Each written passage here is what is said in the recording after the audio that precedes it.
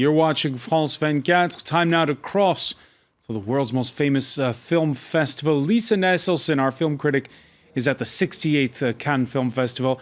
Lisa, it's the halfway point this Tuesday, and there was a bang 'em up, shoot 'em up movies with a woman in the lead, directed by Franco-Canadian Denis Villeneuve on offer. Absolutely, and you can say it's a shoot 'em up because it's called Sicario, and apparently that means hitman. I have to say the body count is quite impressive, and the bodies, well, I won't tell you about the bodies, but some of them are not something you'd want to see in your daily life. Of course, that's what the character Emily Blunt does. She's a very serious FBI law enforcement officer in Arizona who sort of gets co-opted by some shady characters who are apparently on our side, who are not trying to win the war on drugs, but just sort of keep it from getting any more out of control than it already is. She's surrounded by men, guys, and more men, and two of them are played by Josh Brolin and Benicio del Toro. And here's what Emily Blunt had to say earlier today about what her role is like. I think that she's definitely trying to survive in a predominantly male-driven industry, but or profession. But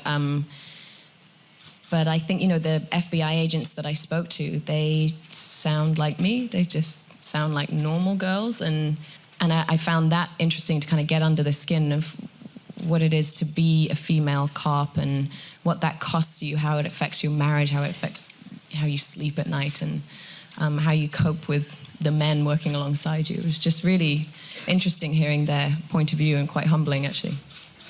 All right, Lisa, also in competition, a French film directed by Valérie Donzelli, A Tale of Incest, apparently based on a true story.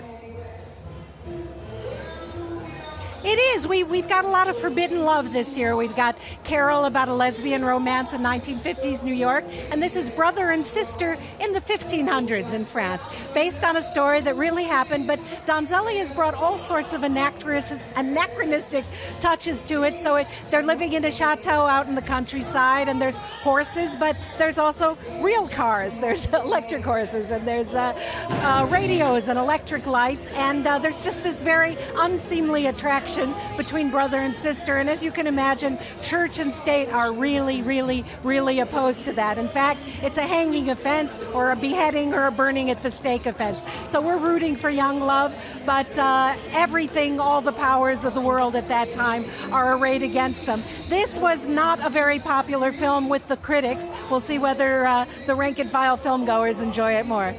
All right, not a popular film. I'm glad you said that, Lisa, because I've had the impression, speaking to every night, that you've liked most of what you've seen so far.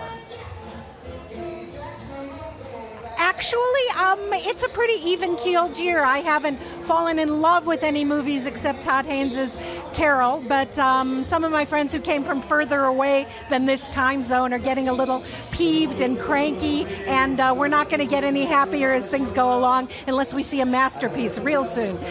All right, now this year, of course, there are two presidents to the jury, the Coen brothers, Joel and Ethan, but the people don't always realize this. There are also two Golden Palm Awards.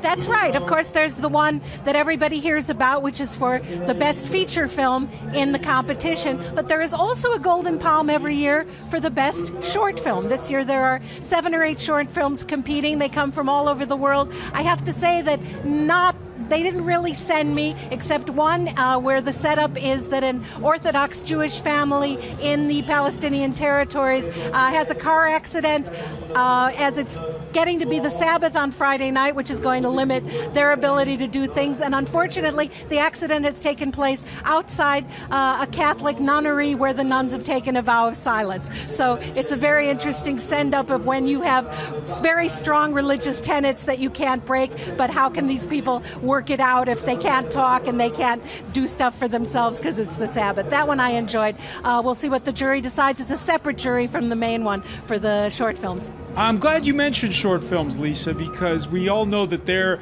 important breeding grounds for future great directors' short films. Is there more of a push these days to try to get short films as a feature to show before the main headline film?